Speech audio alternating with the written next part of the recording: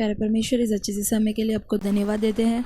इस बाइबल वचन समय को भी हमारे लिए आशीषदायक बना के दीजिए, जिसे हम देखते हैं परमेश्वर का वचन सदैव अटल रहेगा। उसी प्रकार इस वचन हमारे हृदय में सदैव और निरंतर बसने के लिए हम प्रार्थना करते हैं। परमेश्वर यीशु मसीह के नाम से मांगते पिता, आमीन। उत्पत्ति 22वां अध्याय से हम पढ़ेंगे। इन बातों के पश्चात ऐसा हुआ कि परमेश्वर ने इब्राहिम से यह कहकर उसकी परीक्षा की, हे इब्राहिम। उसने कहा, देख मैं यहाँ हूँ। उसने कहा, अपने पुत्र को अर्थात अपने इकलौते पुत्र इसहाक को, जिससे तू प्रेम रखता है, संग लेकर मोरिया देश में चला जा और वहाँ उसको एक पहाड़ के ऊपर, जो मैं तुझे बताऊँगा, होम बलि करके चढ़ा। अतः इब्राहिम सवेरे तड़के उठा और अपने गदहे पर काटी कसकर अपने 2 सेवक और अपने पुत्र इसहाक को संग लिया और होमबलि के लिए लकड़ी चीर ली। तब निकलकर उस स्थान की ओर चला जिसकी चर्चा परमेश्वर ने उससे की थी।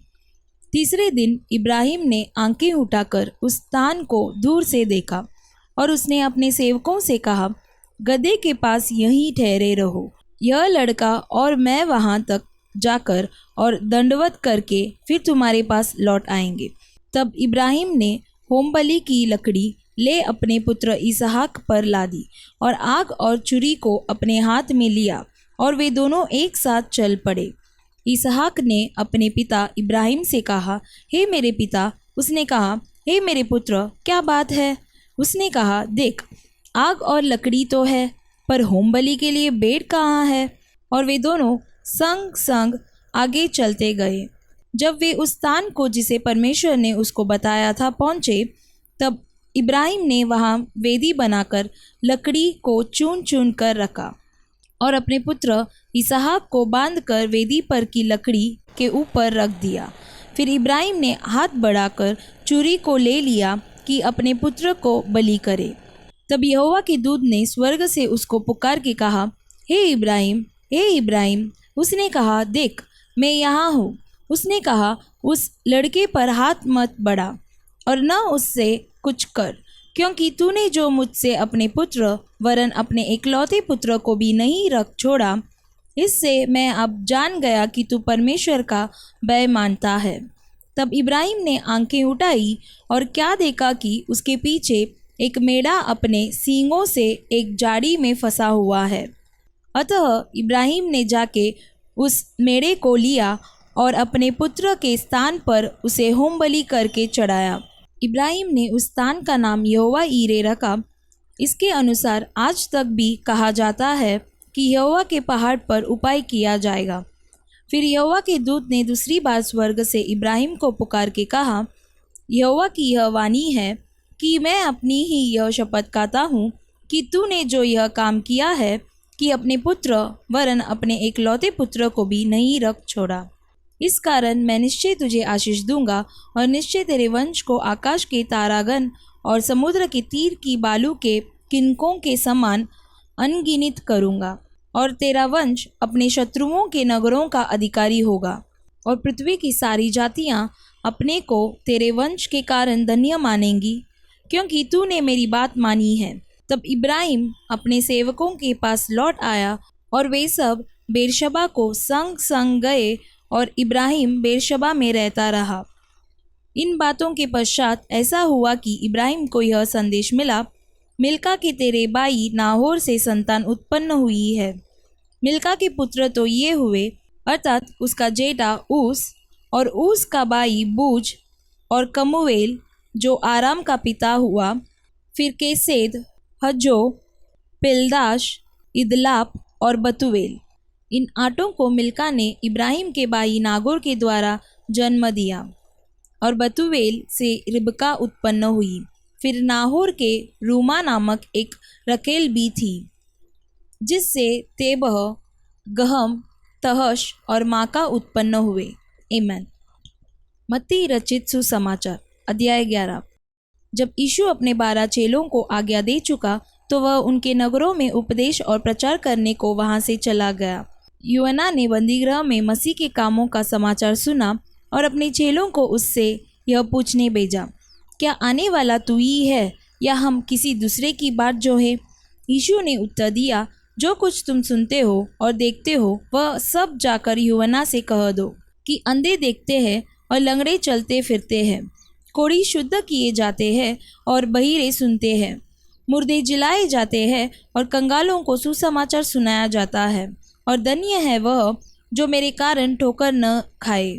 जब वे वहाँ से चल दिए तो यीशु यूहन्ना के विषय में लोगों से कहने लगा, तुम जंगल में क्या देखने गए थे? क्या हवा से हिलते हुए सरकंडे को? फिर तुम क्या देखने गए थे?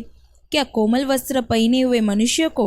देखो, जो कोमल वस्त्र पहनते हैं वे राजभवनों में रहते हैं। तो फिर क्यों गए थे? क्या किसी भविष्यद्वक्ता को देखने को? हाँ, मैं तुमसे कहता हूँ कि भविष्यद्वक्ता से भी बड़े को। यह वही है जिसके विषय में लिखा है, देख, मैं अपने दूत को तेरे आगे भेजता हूँ, जो तेरे आगे तेरा मार्ग तैयार करेगा। मैं तुमसे सच कहता हूँ कि जो स्त्रियों से जन्मे हैं उनमें से यूहन्ना बपतिस्मा देने वाले से कोई बड़ा नहीं हुआ, पर जो स्वर्ग के राज्य में छोटे से छोटा है वह उससे बड़ा है।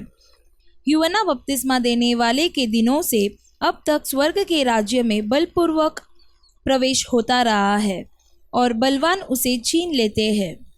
यूहन्ना तक सारे भविष्यद्वक्ता और व्यवस्था भविष्यद्वाणी करते रहे, और चाहो तो मानो कि एलिया जो आने वाला था वह यही है। जिसके सुनने के कान हो वह सुन ले।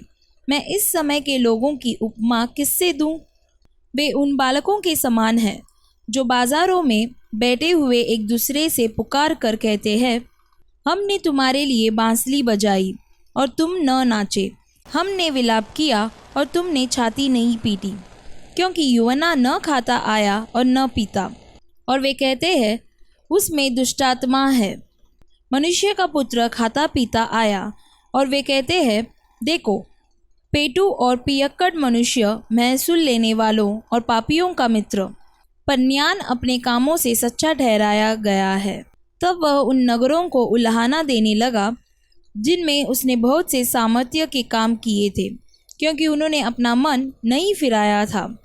हाय खुराजिन, हाय बैतसैदा, जो सामर्थ्य के काम तुम में किए गए, यदि वे सूर और सैदा में किए जाते तो टाट ओढ़कर और राख में बैठकर वे कब के मन फिरा लेते। परंतु मैं तुमसे कहता हूँ कि न्याय के दिन तुम्हारी दशा से सूर और सैदा की दशा अधिक सहने योग्य होगी। हे कफरनहूम, क्या तू स्वर्ग तक ऊंचा किया जाएगा? तू तो अधोलोक तक नीचे ही जाएगा। जो सामर्थ्य के काम तुझ में किए गए हैं, यदि सदोम में किए जाते तो वह आज तक बना रहता। पर मैं तुमसे कहता हूँ कि न्याय के दिन तेरी दशा से सदोम की दशा अधिक सहने योग्य होगी। उसी समय यीशु ने कहा, हे पिता, स्वर्ग और पृथ्वी के प्रभु, मैं तेरा धन्यवाद करता हूँ कि तूने इन बातों को ज्ञानियों और समझदारों से छिपा रखा और बालकों पर प्रकट किया है। हाँ हे पिता, क्योंकि तुझे यही अच्छा लगा। मेरे पिता ने मुझे सब कुछ सौंपा है, और कोई पुत्र को नहीं जानता केवल पिता, और कोई पिता को नहीं जानता केवल पुत्र, और वह जिस प्रकार पुत्र उसे प्रकट करना चाहे। हे सब परिश्रम करने वालों और बोझ से दबे हुए लोगों, मेरे पास आओ, मैं तुम्हें विश्राम दूंगा। मेरा जुआ अपने ऊपर उठा लो और मुझसे सीखो, क्योंकि मैं नम्र और मन में दीन हूँ, और तुम अपने मन में विश्राम पाओगे, क्योंकि मेरा जुआ सहज और मेरा बोझ हल्का है। आमीन। नीति वचन अध्याय 11।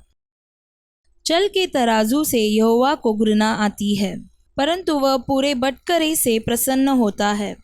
जब अभिमान होता तब अपमान भी होता है, परंतु नम्र लोगों में बुद्धि होती है। सीधे लोग अपनी खराई से अगुवाई पाते हैं, परंतु विश्वासघाती अपने कपट से नष्ट होते हैं। कोप के दिन दंड से तो कुछ लाभ नहीं होता, परंतु धर्म मृत्यु से भी बचाता है। खरे मनुष्य का मार्ग धर्म के कारण सीधा होता है, परंतु दुष्ट अपनी दुष्टता के कारण गिर जाता है। सीधे लोगों का बचाव उनके धर्म के कारण होता है, परंतु विश्वासघाती लोग अपनी ही दुष्टता में फंसते हैं। जब दुष्ट मरता तब उसकी आशा टूट जाती है और अधर्मी की आशा व्यर्थ होती है। धर्मी विपत्ति से छूट जाता है, परंतु दुष्ट उसी विपत्ति में पड़ जाता है। भक्तिहीन जन अपने पड़ोसी को अपने मुंह की बात से बिगाड़ता है, परंतु धर्मी लोग ज्ञान के द्वारा बचते हैं। जब धर्मियों का कल्याण होता है तब नगर के लोग प्रसन्न होते हैं, परंतु जब दुष्ट नष्ट होते तब जय जयकार होता है। सीधे लोगों के आशीर्वाद से नगर की बढ़ती होती है, परंतु दुष्टों के मुंह की बात से वह डाया जाता है। जो अपने पड़ोसी को तुच्छ जानता है वह निर्बुद्धि है, परंतु समझदार पुरुष चुपचाप रहता है। जो लूतराई करता फिरता वह भेद प्रकट करता है, परंतु विश्वास योग्य मनुष्य बात को छिपा रखता है। जहाँ बुद्धि की युक्ति नहीं वहाँ प्रजा विपत्ति में पड़ती है, परंतु सम्मति देने वालों की बहुतायत के कारण बचाव होता है। जो परदेशी का उत्तरदायी होता है वह बड़ा दुख उठाता है, परंतु जो जमानत लेने से घृणा करता वह निडर रहता है। अनुग्रह करने वाली स्त्री प्रतिष्ठा नहीं खोती है और उग्र लोग धन को नहीं खोते। कृपालु मनुष्य अपना ही भला करता है, परंतु जो क्रूर है वह अपनी ही देह को दुख देता है। दुष्ट मिथ्या कमाई कमाता है, परंतु जो धर्म का बीज बोता उसको निश्चय फल मिलता है। जो धर्म में दृढ़ रहता वह जीवन पाता है, परंतु जो बुराई का पीछा करता वह मृत्यु का कौर हो जाता है। जो मन के टेढ़े हैं उनसे यहोवा को घृणा आती है, परंतु वह कड़ी चाल वालों से प्रसन्न रहता है। मैं दृढ़ता के साथ कहता हूँ, बुरा मनुष्य निर्दोष न ठहरेगा, परंतु धर्मी का वंश बचाया जाएगा। जो सुंदर स्त्री विवेक नहीं रखती वह युतुन में सोने की नथ पहने हुए सुअर के समान है। धर्मियों की लालसा तो केवल भलाई की होती है, परंतु दुष्टों की आशा का फल क्रोध ही होता है। ऐसे है जो चितरा देते हैं तो भी उनकी बढ़ती ही होती है, और ऐसे भी है जो यथार्थ से कम देते हैं और इससे उनकी घटती ही होती है। उदार प्राणी हष्ट पुष्ट हो जाता है, और जो दूसरों की खेती सींचता है उसकी भी सींची जाएगी। जो अपना अनाज रख छोड़ता है उसको लोग शाप देते हैं, परंतु जो उसे बेच देता है उसको आशीर्वाद दिया जाता है। जो यत्न से भलाई करता है वह दूसरों की प्रसन्नता खोजता है, परंतु जो दूसरे की बुराई का खोजी होता है उसी पर बुराई आ पड़ती है। जो अपने धन पर भरोसा रखता है वह गिर जाता है, परंतु धर्मी लोग नए पत्ते के समान लहलहाते हैं। जो अपने घराने को दुख देता उसका भाग वायु ही होगा, और मूढ़ बुद्धिमान का दास हो जाता है। धर्मी का प्रतिफल जीवन का वृक्ष होता है, और बुद्धिमान मनुष्य लोगों के मन को मोह लेता है। देख, धर्मी को पृथ्वी पर फल मिलेगा, तो निश्चय है कि दुष्ट और पापी को भी मिलेगा। आमीन। प्यारे परमेश्वर, इस अच्छे से समय के लिए आपको धन्यवाद देते हैं। आज के इस बाइबल वचन समय को भी अपने आशीषदायक बना के दिया, इसलिए धन्यवाद करते हैं। जैसे हम देखे थे यहोवा के पहाड़ पर उपाय किया जाएगा, उसी प्रकार हमारी ज़िंदगी के सारे कार्यों को आपके हाथों में समर्पण करते परमेश्वर। इब्राहिम की तरह हमें भी आशीषदायक बनाइए, और जैसे हम देखे थे आप नम्र और दीन हो, उसी प्रकार हम भी नम्र होने के लिए और बुद्धि में बढ़ोतरी पाने के लिए आप मदद कीजिए। यीशु मसीह के नाम से मांगते पिता, आमीन। God bless you.